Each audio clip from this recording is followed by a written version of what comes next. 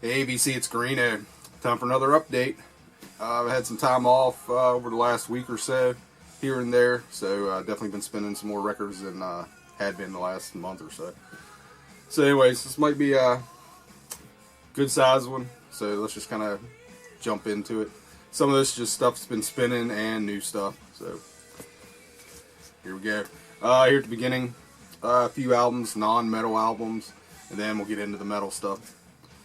First up, just got this in. Been looking for this for a while, and actually found it on Amazon, of all places. 70s hard rock, Freedom. Their Freedom album. I believe this was their second album from 1970.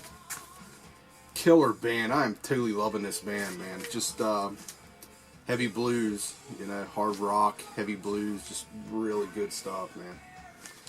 And this came on white vinyl, which, whatever, happy to have it either way. There's the label.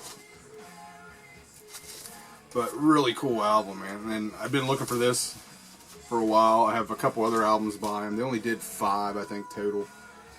And digging everything. I got 3 of their albums now, and dig all 3 of them so far.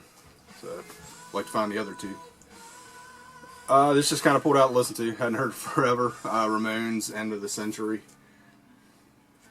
There's the inner sleeve.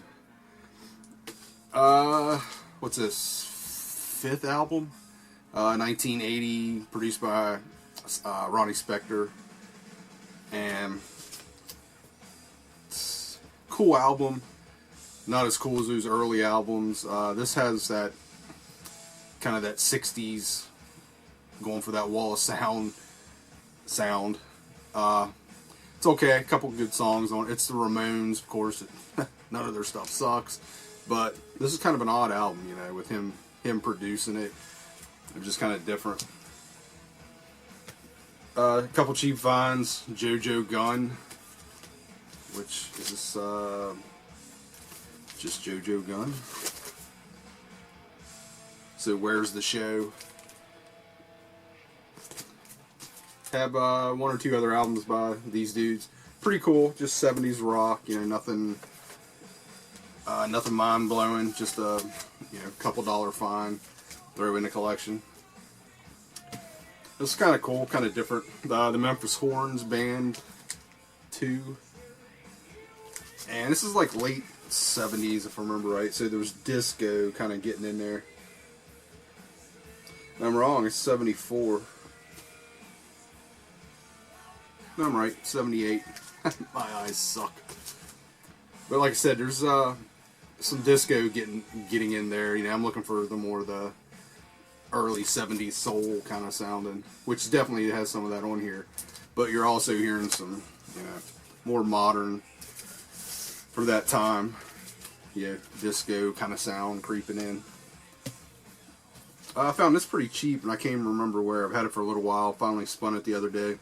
John Mayall's Jazz Blues Fusion. And this is a live album from Boston and New York. A couple different shows. Really cool, man. Just killer blues. Good stuff. Come on.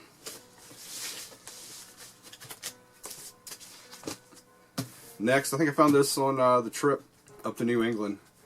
Klaatu, Endangered Species. Mystery Train up in Gloucester, Mass. I found this. It's like $4. Just 70s, kind of proggish kind of stuff. Same deal. Got a couple albums by this band. Didn't have this one. Found it while I was on vacation. Grabbed it. Definitely dug it. Alright, that's it for non-metal. So let's jump into the metal stuff. Okay, time for the metal. First up, a couple books, and which have spurred a lot of these records that have been spun here lately. First, I've shown this before, and both these are Martin Popoff. This is Smoking Valves, a Headbanger's Guide to 900 New Wave of British Heavy Metal Records. And this is killer. like a reference book. It just has all the bands in here, these new wave British heavy metal bands. Typical pop-off kind of book, just, you know, little information about the bands and a review on the record. And he does singles and some albums in here. And he's kind of carrying this on. So, and you can kind of see the look of Smoking Valves. Next come out, Wheels of Steel, the explosive early years of the new wave of British heavy metal. Has that same kind of look to it, and this is more of like a oral history kind of thing. And he breaks it up into, it's done chronologically, so there'll be a date when something important happened. A band got together, a band released something, somebody left one band, joined another band.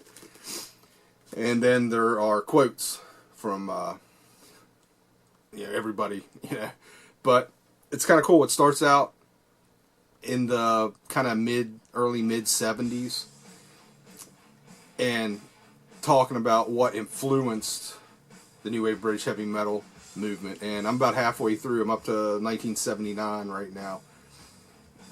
And, you're starting to see more of the smaller bands talked about and that kind of thing. Just ordered, this is a 3-volume set, so you have Smoking Valves, Wheels of Steel, and the last one is This Means War, which is basically, I think he titled it the sunset of the new wave of British heavy metal, basically the end, the last few years of it, when, it just kind of petered out.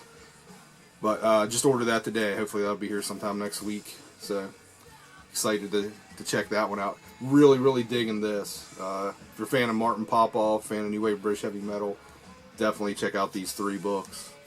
Really cool. Also grab these. Place online. Snake Pit. It's the first issue. And if you've never seen Snake Pit magazine, this actually came out in '97. And it's a weird magazine. It'll just kind of put one out every once in a while, and there hasn't been one for a long time now. I think they were up to like issue 20-something. I haven't seen a new one, for a long time. But if you're into old 80s metal, this is the magazine. They track down these crazy old bands that might have put out one album or something. And like on here, they have Heavy Load, Rigor Mortis, Nasty Savage, Virgin Steel. And then there's a thing on Black Dragon Records. Like a history on Black Dragon. And then also get Volume 2. And I think I'm only missing 3, 4, 5 of these in the whole run. And I definitely didn't have these 2, and I found them online for $1 a piece, so I grabbed them. But this one has a thing on Neat Records. Tarot. Miko. Miko's favorite band. Razor, Raven, Venom, Overkill, Hitman. I mean, come on, when do you see a magazine with Hitman in it? But it's very geared towards 80s, metal and forgotten 80s bands, It's a cool magazine. Alright, let's gotta get on with the vinyl. What's playing in the background, very low, because I don't want to get popped, is Dio, Angry Machines. Just found this, just got it in. And I don't know if it's a boot or not. It's from 95. It says it's from Japan on Mercury. 96 on Mercury. And I tell you what, if this is a bootleg, it did one hell of a job because the cover is beautiful. I got shit rolling around here. The cover's beautiful. It's not all grainy or anything like that. The vinyl sounds fantastic. So, not one of Dio's best albums, by far, for me anyways. But one definitely, it's Dio. I wanted to have it in the collection, so I grabbed it. And glad I did. And like I said, I'm not sure if it's a boot. Doesn't have a barcode on it anywhere. So, I don't know. That kind of makes me wonder. Okay, like I said, reading those pop-off books about new wave British heavy metal, kind of got me, pulled a couple things out, and a couple things been sitting around for a while. Finally just spinning them now. New wave British heavy metal stuff. First is Marquis de Sade, Somewhere Up in the Mountains. And this is on High Roller. Here's the label. Typical High Roller. It's fantastic. Marquis de Sade had, I think, 2 singles. 1 or 2, which is on here. And then basically everything else they had, or everything else they recorded that wasn't released or whatever. And then there's a bonus, no, that's with another one, never mind. But really cool, very cool band. Great song, Somewhere Up in the Mountains. Just kind of a different song, but very cool. And in the early 80s, 81, somewhere around in there. 80, 81. Next is, just got this in, Triarchy, Save the Con. And I don't know if there's a picture of the band here. Nah. But anyways, this is also on High Roller. This is number 326, it looks like. And this is a newer release, just come out this year. Same deal, just another new wave British heavy metal band. Put out a couple singles, 1 or 2 singles. I can't remember who had how many. But, and that's it. And then they recorded a little bit more that got thrown on here. And this actually comes with a 7-inch single that has 1 live track and then 1 more studio track. But really cool, just that total new wave British heavy metal sound. Okay, next up, a fantastic new wave British heavy metal band, which is Blitzkrieg. Another High Roller, High Roller video. But this is basically all the recordings from 1981. I think all of them came from 80 or 81. It says 81 Revisited. This is Archives Volume 1, and it's the boys from Brazil Street, which Brazil Street, I believe, is where their house was located, the band house, that kind of thing. But really cool. And this is 2 LP set. It looks like everything was from 80 and 81. It is fantastic. It comes with a killer insert, nice gatefold. And there's a volume 2 of this also, from 82 and on. And you may be familiar with Blitzkrieg. Metallica covered them, of course. But to be honest, I didn't know the original band only put out a single or 2, and then that was kind of it. And A Time for Changes was their first album, and that didn't come out till 85, and that's when, Brian Ross, I think was his name, the singer, kind of got the band back together. He had moved on to Satan, got the band back together with a couple different members and all that. It wasn't really the original Blitzkrieg. And put out A Time for Changes. And they put out albums kind of, sporadically ever since, and they're all cool. Everything I've heard is cool. But anyways, this is perfect new wave of British heavy metal. Just that sound of that time, man. It's a really good compilation album. And, really dug that. Pulled this out. I really like this band. Jameson Raid, just as the dust settled. Another new wave of British heavy metal band. And same kind of deal. I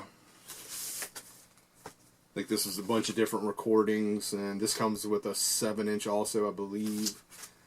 This is a big packaging. There's a bunch of stuff in here. Just a great band. Love all these little bands, I totally missed the, bands like this. Marquis de Sade, 99% of the people that were into metal in the 80s missed those bands. They were just so small. And to find the originals they're out there, but they're through the roof price-wise. It's great to be able to get stuff like this. High Roller just kicks ass. Got me wanting to hear some Motorhead, because Motorhead definitely gets mentioned a lot in Pop-Off's books. And I picked up 2 volumes of this. Motorhead, BBC Live, and In Session. And this is volume 1. They're both 2 LP sets. I think they're on, yeah, back on black. I don't think there's anything on the back here but track listings. Yeah. And this was on blue vinyl. But anyways, I found volume 1 and 2 sealed, like cheap, like $12 somewhere, probably 3 or 4 years ago. And they've just been sitting here waiting to be spun. And volume 1 got spun the other day. And it sounds fantastic. It's really good recordings. Early Motorhead stuff. So we got BBC from 78, BBC from 79, 78 is John Peel in session. Then there's a concert from 79, and that takes up the remainder, it looks like. Yeah. So it's John Peel in 78, and then Live at Paris Theatre, London, 1979, and that takes up, you know, disc 2 and part of side B of disc 1. But anyways, these are probably still out there floating around, but like I say, I just found a really good deal on them and grabbed them a while back and just finally getting around to it. This I ordered back over the summer, reissue of Crystal Logic, Manila Road. This is one of their more talked about albums, I guess. And I'm kind of doing the same thing. There's a few people in the VC right now kind of beefing up their Manila Road collection because High Roller has put out, you know, all their stuff, reissued all of it. I think Scott was grabbing some, and maybe even LJ's grabbed a couple. But cool band that I'm still discovering. I never listened to them a lot. Maybe had 1 or 2 albums throughout the years, and I've definitely picked up a good many here over the last probably year, and digging everything I've heard. Aaron did a fantastic video showing some Manila Road stuff a while back. I also grabbed this during the vacation to New England. Finally got to spin it, and everybody's already talked about it by now, but I'll kind of put my 2 cents in, and that's the new Slayer, Repentless. It's new Slayer. Kind of had it for 3 weeks or so. I had a friend come over, and we were just, you know, spinning records, and I was looking through. He's like, "Hey, have you heard this?" And he's like, "Nah, I heard they had a new one out." It's like, "Well, let's check it out." I haven't spun it yet. And we were both kind of blown away. This is the best thing I've heard Slayer do in a long time, and I never thought I would say that, you know. It's just, Slayer just kind of keeps being Slayer. But this has, this almost goes back to like a late 80s kind of thing to me, I think. And I really, really ended up digging this, and totally wasn't expecting to dig it as much as I do. I mean, it's Slayer. I usually pick them up, and, you know, they're cool. Kind of want to support them, you know, it's Slayer. But this one caught me off guard. This is freaking good. Definitely highly recommended. Kind of ranks up there with the new Wasp album. That one caught me off guard. Same night, we checked out the Slayer and the Wasp, and we were both like, you know, wow, didn't expect this. Seen a couple people show this. And actually, it was sent to him by another VC member. And I didn't even know this was out, other than I think I heard somebody talk about it. Maybe Corey had mentioned it.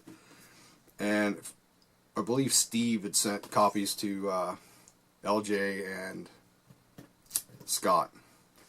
So I went online, found it, and checked it out. Found where I could order it and grabbed it. It's the new Power Mad Infinite. Wow. I don't know if that was a brain block up or my eyes not working. But anyways, this killer, man. Really good kind of, you know, thrash. Still has that Power Mad sound. Really ended up digging this. And it's got the crazy fold out cover and all that. I'm sure, you know, everybody's already seen that with Scott and LJ. But very cool. Next, got this off Discogs, and this was a direct result of hanging out in LJ's music room, and that's Skullfish, Chasing the Dream. I was totally behind on this band. I need to get the other ones now. you know, hanging out, talking. This is sitting there, and it's like, man, what am I doing? I need to get some stuff by these dudes. And this is fantastic. New wave traditional heavy metal. Just out of Canada. You know, not a lot to be said. They've been talked about before. Really cool band.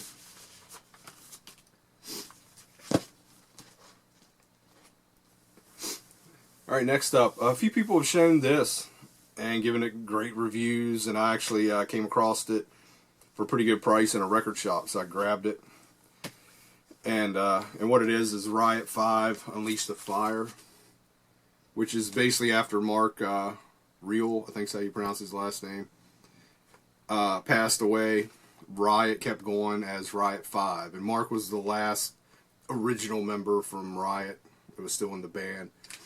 But man, I've seen good reviews on this, and I totally do not like this album.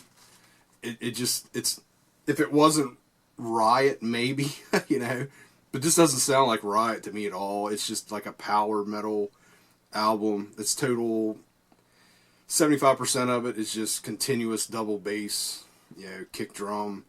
There's a couple good songs on there, you know. It's not a whole piece of crap, but I mean, and that's nothing against anybody that like I said, I've seen a couple people show it and definitely dig it, and that's cool. I just don't like this album at all. It didn't do anything for me. It kind of, to be quite honest, pisses me off. They're going by Riot with the hidden 5 in the logo, whatever, you know. And I realized some of the members had been in the band before. I think there's some members from the late '80s from those albums, but whatever. It's just, I don't know, rubs me the wrong way. Next man, I can't remember who sent me the message, and I apologize. A VC member about some records on sale on Amazon, and they were Iron Man records. One of them was The Passage, and it got me to pull it out and play this. Had it for a while. He sent me a link to 2 albums, and the other one I didn't have, and I did order it. So thank you very much. And I apologize, I can't remember your username right now. But so that should be coming pretty soon to add to the Iron Man collection. If you've never heard Iron Man, total Sabbath worship, heavy, doomy kind of metal. Just there's no other way around it. But really cool. Al, I can't remember his last name, which is the guitar player. He's the main dude. And this is actually from the early 90s, this album, reissued on Shadow Kingdom. I think it was around 94 or something this originally came out. Yeah, 1994. Here's the band on the back. But he's still around, I do believe, releasing stuff. So it's just, you know, one of these bands I know of, but don't really follow real close. But thanks for the heads up on the cheap. It was like $5 or less. And I went ahead and ordered it. So thanks a lot. Grabbed this a while back. Can't remember when, but anyways. Ruby the Hatchet, Valley of the Snake. This ended up being really good. It's if you dig that stuff like Oath and Lucifer, Electric Citizen, that kind of thing, kind of like a cult kind of rock, kind of slow at times, riffy. Yeah, really cool stuff. And I knew really nothing about this band. This was pretty cheap. And I think I added an order. It's on TP Records. 2015 just come out. I think I just added this to an order on Amazon, if I remember right, because it was pretty cheap. And I checked it out. It sounded kind of cool, so I grabbed it.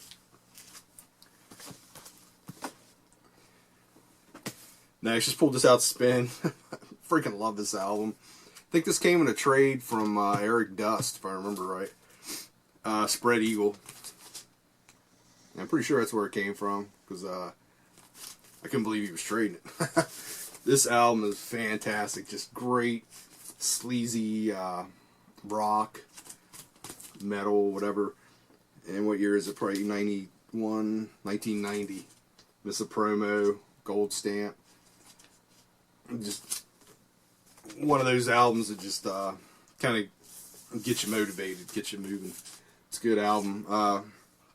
Switchblade Serenade was the big track off here, and it's just a badass track. Check them out if you've never heard Spread Eagle. Check out that track.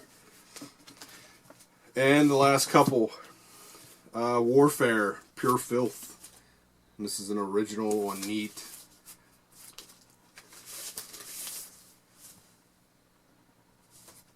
If you've never heard Warfare, yeah, this is, what, 80, man, I can't remember, 83, somewhere around in there, I'm guessing. Maybe a little bit earlier. Warfare, just imagine tank and Motorhead, that kind of stuff. Punky metal. Can be a bit noisy, but cool stuff. And then I got a high roller release, Noise, The Lost Demos, and just a bunch of Warfare demos that High Roller put out, and these all sound great. And that's pretty much it. Like I said, I've been spinning a lot of stuff, and reading these books definitely got the new wave of British heavy metal stuff getting pulled out and spun. So that's it for now. Let's just kind of cut it real quick and call it a video. Later.